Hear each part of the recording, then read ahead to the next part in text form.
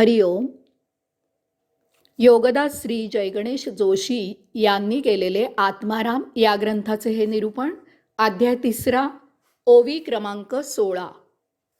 ऐसे जरी न बोलावे तरी म्या काय करावे, न बोलता कळावे तुझ कैसे.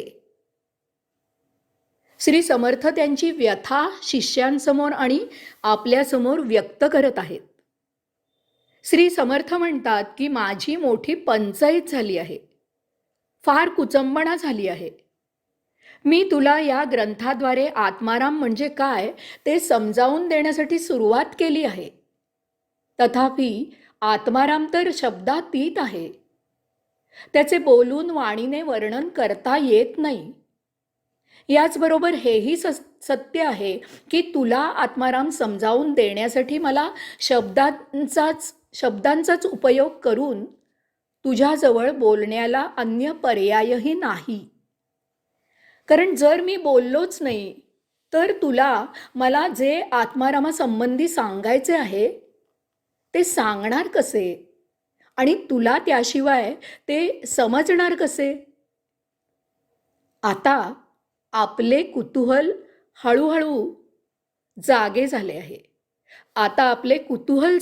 आहे. आपल्याला जिज्ञासा निर्माण झाली आहे. अशा विचित्र परिस्थितीत श्री समर्थ आपल्याला आत्माराम समजावून देण्यासाठी काय उपाय करतात. आता आपण कान टवकारून श्री समर्थ पुढील ओवीत काय सांगणार ते ऐकण्यासाठी उत्सुक झालो आहोत. पुढची ओवी, ओवी क्रमांक 17. अरे बोलणे जितुके व्यर्थ जाते, परी बोलता बोलता अनुभवा येते. अनुभव सोडिता ते आपणची होईजे. श्री समर्थ आहेत. ते असे नामोहरम थोडेच होणार आहेत. स्वतः स्वानुभूती प्राप्त असल्यामुळे त्यांना आत्मारामाला प्राप्त करण्याची युक्ती माहीत आहे. ते स्वानुभवावरून ठामपणे सांगतात की होय, बोलण्यामुळे एकच गोष्ट होते आणि ती म्हणजे आपले बोलणे व्यर्थ जाते, फुकट जाते. जे प्राप्त व्हावे असे वाटते ते हाती लागत नाही. आपल्याला भौतिक अनुभव आहे आणि त्यामुळे आपल्याला सवय आहे की हाक मारली की ज्या व्यक्तीला आपण हाक मारलेली असते ती व्यक्ती आपल्याकडे येते किंवा थांबते किंवा आपण त्या व्यक्तीकडे जाऊ शकतो, त्या व्यक्तीशी संवाद साधू शकतो. शक्य असल्यास त्या व्यक्तीजवळ असलेले आपले काम होते. कसेही असले तरी ती व्यक्ती आपल्याला भेटते हे नक्की. परंतु आत्मारामाला कितीही हाका मारल्या तरी तो काही प्रकट होत नाही. मूर्तीसमोर बसून हाका मारल्या तरी हाका मारण्याच्या आधीपासून ती मूर्ती जशी असते तशीच हाका मारल्यावरही ढिम्म असते. त्या मूर्तीवर आपल्या हाकांचा काहीही परिणाम होत नाही. आपले बोल व्यर्थ जातात. आपल्याला नैराश्य येते की आत्मारामाला हाक मारून काहीही उपयोग नाही. तो काही धावून येत नाही, प्रसन्न होत नाही. आपण निराश होतो. येथेच श्री समर्थ आपल्याला बहुमोल असा उपदेश करत आहेत.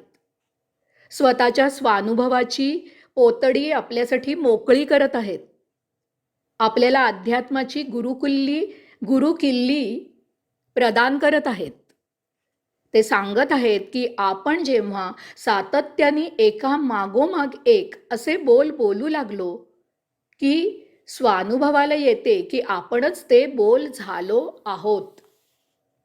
आपण महामंत्राचा जप सतत नित्य नियमित एका मागोमाग एक अथक करत राहिलो तर आपण त्यात तल्लीन होतो.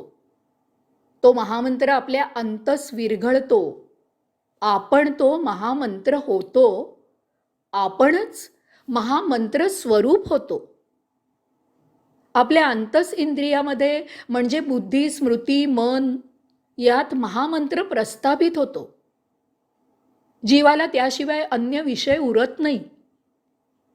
त्यामुळे अंशात्म्याशी या सर्वांचा योग जुळून येतो.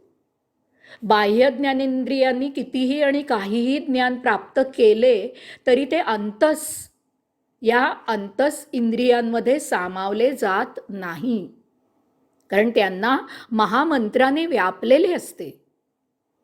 यामुळे कर्मेंद्रियांना बाह्य ज्ञानापेक्षा महामंत्राच्या प्रभावाखाली कर्म करण्याच्या प्रेरणा मिळतात. आपल्याकडून बाह्य भौतिक ज्ञानाने प्रेरित कर्म न होता अंतस्बुद्धी, स्मृती, मन, जीवात्मा, अंशात्मा अशा पश्च कडीमार्फत प्रसव झालेल्या प्रेरणेने कर्म होते.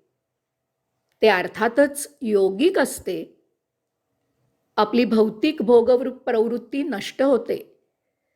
आपली आत्मयात्रा आपोआपच मार्गस्थ होते. यथाकाळी संचित झपाट्याने संपते आणि आपण आत्माराम स्वरूप होतो. येथे तो दिव्यानुभव प्राप्त होतो. आपण साक्षात्कारित होतो. आपल्याला स्वदर्शन होते की आपण स्वतःच तो अंशात्मक स्वरूपात आत्माराम आहोत. आत्माराम कधीही प्रकट होत नाही.